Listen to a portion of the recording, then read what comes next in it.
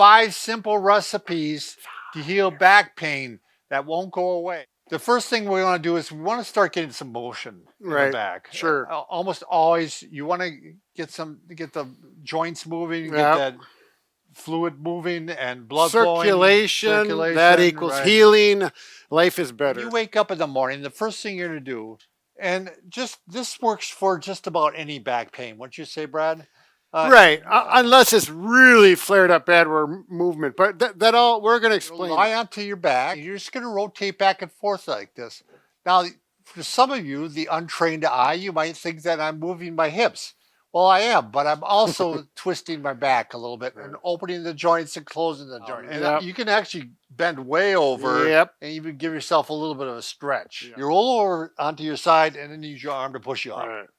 So we call that log rolling. Log rolling. In physical therapy school. We want you to try some deep heat. Now, that's where the Thermodex comes in handy.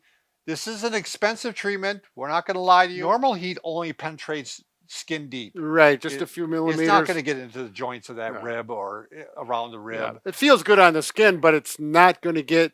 This goes in. Can I tell them, Bob? Yes, tell them. 2.36 inches. This has been measured scientifically. It's going to get through the muscle and into the joint. It's not going to burn it. It's not aggressive heat, though. It's just a warm heat, a therapeutic, and this has all been scientifically tested. Exactly. So, yeah, it's going to easily get into that rib area for her. And she already said she tried it. It feels really great. The thing is, you can leave it on. Really, you can actually leave it on all the time because it only costs a couple pennies a day to run it. Right. But they recommend at 45 minutes per treatment. It's really not that hard because you put it in your chair or you strap it on yourself. If you go through our link, you get 2 extra straps like this so you can strap it on. I use it for knots up in this area all the time. Otherwise, there's 3 panels here. You can put it around your leg, on your hip. This is going to depend on how your back feels when it bends forward and how does it feel when it extends. So if your back bothers you when you're doing mostly flexion things, now that would include sitting. Because for a lot of us, when we sit, we're kind of flexed. Right. Then you're going to want to work on the opposite of that. You're going to want to do extension. You might just lie here first on your stomach for a while and then maybe even get up onto your elbows for a while. And just see how your back tolerates that. Not creating any pain, but getting some movement.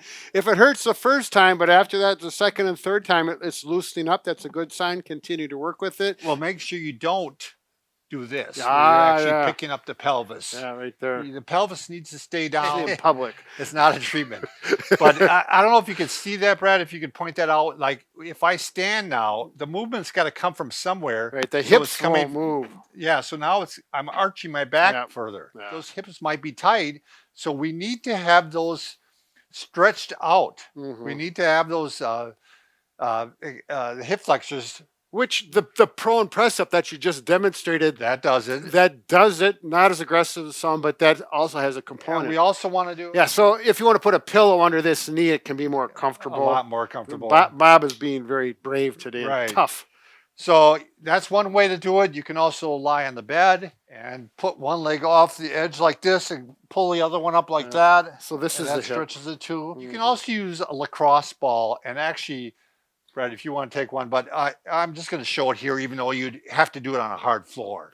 Right. You can actually just roll around on the ball itself and work on those hip flexors. So, so you're getting it right in here.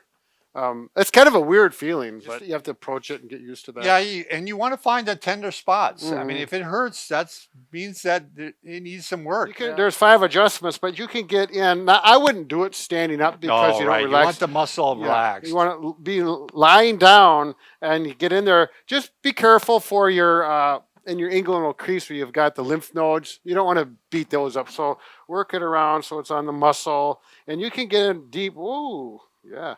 Makes me feel like I have to go to the bathroom.